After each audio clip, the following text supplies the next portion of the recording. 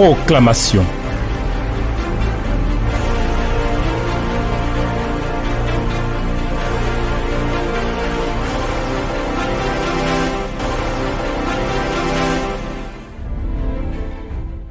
Dieu, notre Dieu, Seigneur, notre Seigneur, toi qui es élevé au-dessus de toute autorité, toi qui envoies l'Esprit sans mesure, qui nous rend capables de recevoir et de vivre avec ton Esprit, nous te bénissons, nous te rendons grâce, nous t'honorons, nous te célébrons. Nous te magnifions, nous te glorifions, nous te proclamons Dieu élevé au-dessus de tous. Et nous avons la joie de nous tenir encore à cette heure dans ta présence, à ce rendez-vous de la proclamation de ta vivante et puissante parole. Merci, Saint-Esprit, de nous conduire et de donner caution à cette parole de vie. Au nom de Jésus. Amen.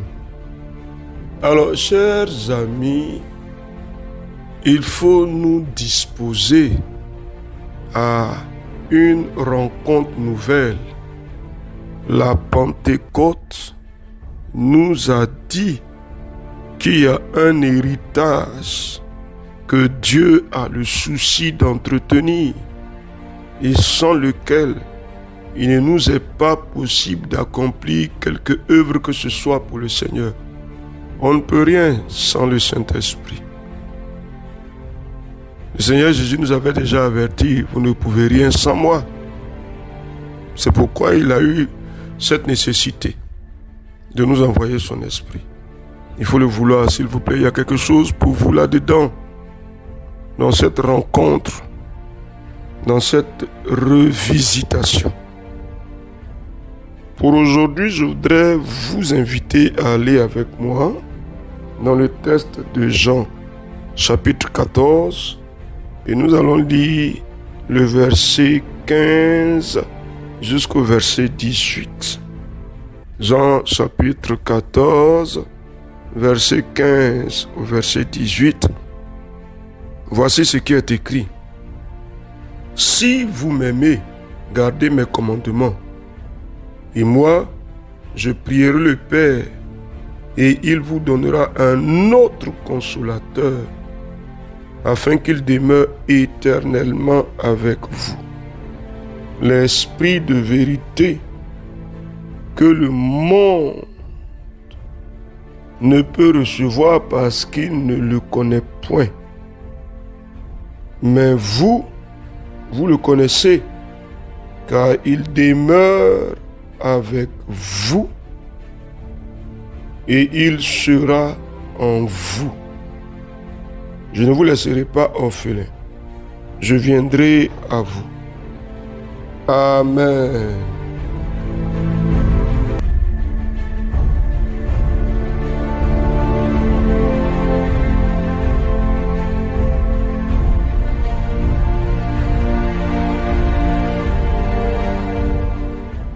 Alors, chers amis, une promesse aussi forte que celle-ci que le Seigneur nous fait, qu'est-ce que nous en faisons? Est-ce que ça nous concerne? Est-ce que nous aimons le Seigneur? La première chose, c'est qu'à cause de l'amour que nous avons pour le Seigneur, nous devons garder ses commandements. Nous devons garder sa parole. S'il vous plaît, tu n'aimes pas le Seigneur, tu ne peux pas marcher avec lui. Vous savez, sans amour, on marche dans une sorte d'hypocrisie. On porte des masques. On est faux. Et notre fausseté se révèle. Mais je veux que vous et moi, nous parlions la main levée et que nous disions au Seigneur, je t'aime de tout mon cœur. Tu es cher à mon cœur. Tu es mon Seigneur, tu es mon Dieu. Et je garde ta parole. Je garde tes commandements. Cher ami, Je m'attache à ta parole. Je la médite et je la garde. Garder, c'est comme si tu veux maintenir cette parole-là sous ton regard de façon permanente. Garder, c'est obéir. Garder, c'est prendre avec soi. Et ne pas juste agir comme si on était libre. Il y a un repère qui donne valeur et sens à nos actions. C'est la parole du Seigneur. Donc garder cette parole, c'est marcher avec elle, c'est vivre avec elle. Qu'est-ce qu'il en est de toi? Dis-moi quelque chose, je m'attache à ta parole. Et je marche et je vis selon cette parole. Au nom de Jésus-Christ. Ah, cher ami, je veux que tu dises quelque chose. Ah oui. Oui, Seigneur. Maintenant, si c'est difficile pour toi, si tu sais que tu as une mauvaise relation avec la parole, il faut dire au Seigneur, ta grâce vient sur moi et tu me donnes la force de m'attacher à ta parole, de la méditer, de vivre par elle. Au nom de Jésus, cher ami, dis quelque chose. Vous savez, c'est le temps du renouvellement du secours, c'est le temps du rafraîchissement. Appelle le secours du Seigneur. Tu n'arrives pas à passer ne serait-ce que 5 minutes dans la lecture, dans la méditation de la parole, pendant toute une journée. Mais dis au Seigneur de t'aider. Ce n'est pas le temps qui te manque. Puisque tu peux passer 2 heures sur un téléphone. Mais pourquoi ne pas prendre la Bible dans le téléphone et diviser le temps en 2, les 2 heures que tu passes en ligne? Prendre 1 heure pour lire la parole dans le téléphone dans lequel tu es en ligne. Dans le téléphone dans lequel tu visites tous les réseaux sociaux. Tu arraches 1 heure aux réseaux sociaux et tu donnes 7 heures à la parole de Dieu. Dis-moi, ça va te bénir ou bien ça ne va pas te bénir? Donc dis au Saint-Esprit de faire retentir sa voix dans ton cœur. Là, tu verras, quand tu seras en train de passer tout ton temps sur les réseaux sociaux, il va t'interpeller. Là, demande-lui de le faire. Aide-moi, Seigneur. Vas-y. C'est la preuve de notre amour, garder la parole. Non seulement il faut la méditer, mais il faut marcher par la parole. Il faut marcher en tenant compte de la parole. Si quelque chose n'est pas conforme, il ne faut pas suivre les gens, il faut suivre la parole. Mieux vaut choisir la parole que de choisir quelqu'un. Qui que ce soit, quelle que soit la qualité ou le niveau de la relation que vous avez, choisis plutôt d'obéir à la parole que de suivre quelqu'un, de lui faire plaisir, s'il te plaît. C'est cela. Donc dis au Seigneur, je m'attache à ta parole et je veux marcher par ta parole. Au nom de Jésus-Christ. Alors écoute ce qu'il dit. Il dit que si nous l'aimons, nous garderons sa parole. Et si Jésus voit que nous gardons sa parole, lui va prier le Père pour que le Père nous envoie quelqu'un pour nous aider, un autre consolateur pour nous aider. Parce que lui, Jésus, il était en train de partir là. Quelqu'un pour nous aider, qui sera avec nous de façon permanente. Est-ce que ça, tu considères que c'est important pour toi? D'avoir par le Saint-Esprit un secours divin. Est-ce que tu peux t'ouvrir? Est-ce que tu peux t'ouvrir pour que le Saint-Esprit s'établisse entièrement et totalement? Cher ami, je veux t'entendre peut-être, si c'était possible. Amen, dis avec moi, je m'ouvre au Saint-Esprit. Je m'ouvre, Seigneur, pour que l'Esprit s'établisse en moi. Pour que l'Esprit soit mon secours. Je m'ouvre à l'Esprit. Vas-y, cher ami. Je m'ouvre à l'Esprit. Il vient. Il s'établit. Il prend contrôle sur ma vie. Cher ami, vas-y. Je m'ouvre à l'Esprit de Dieu. Il vient comme un secours divin. Il vient comme un secours divin. Tu vois, maintenant, il peut combler tes faiblesses avec la méditation de la parole. Il vient m'aider, il comble mes faiblesses. Cher ami, dit quelque chose.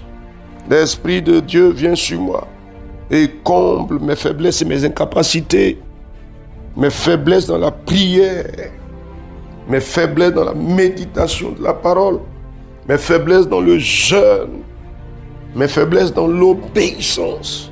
Cher ami, vas-y, dis quelque chose. Je m'ouvre à l'Esprit.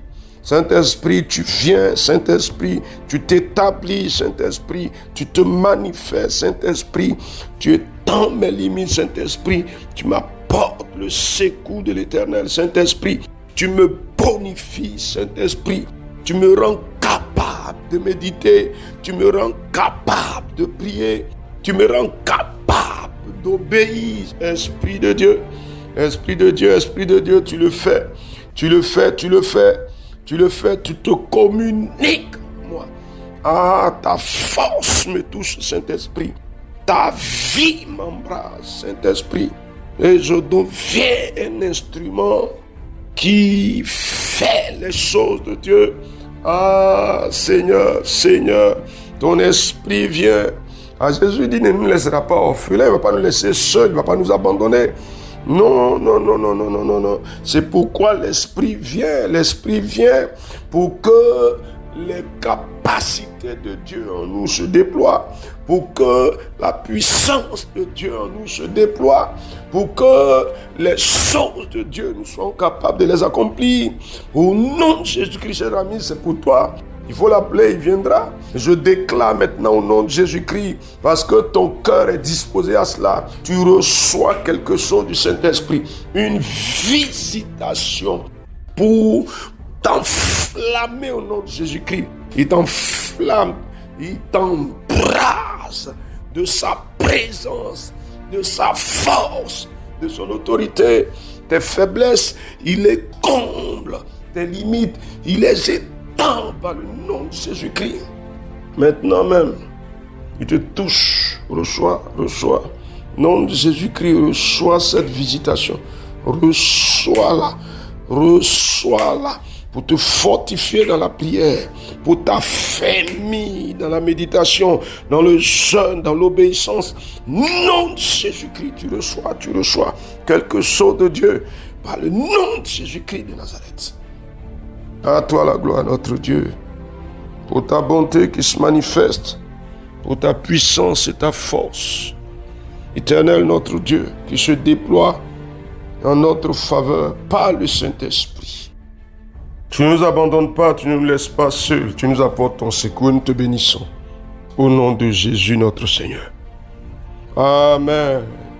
Alors, chers amis, avant de finir la proclamation d'aujourd'hui, je voudrais vous informer et vous rappeler que nous avons rendez-vous le dimanche 22 à 15h à l'église méthodiste d'Abia, à Bétis et à Biétri pour proclamation et provision.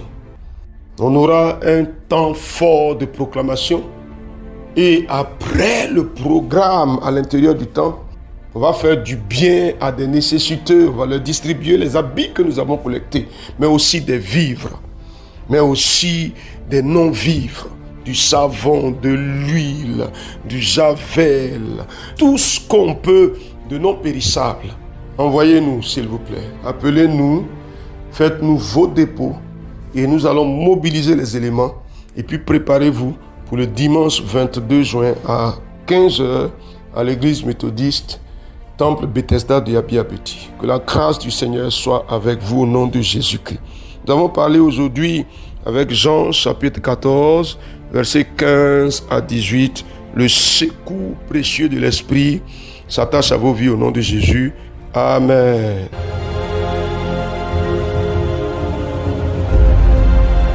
proclamation.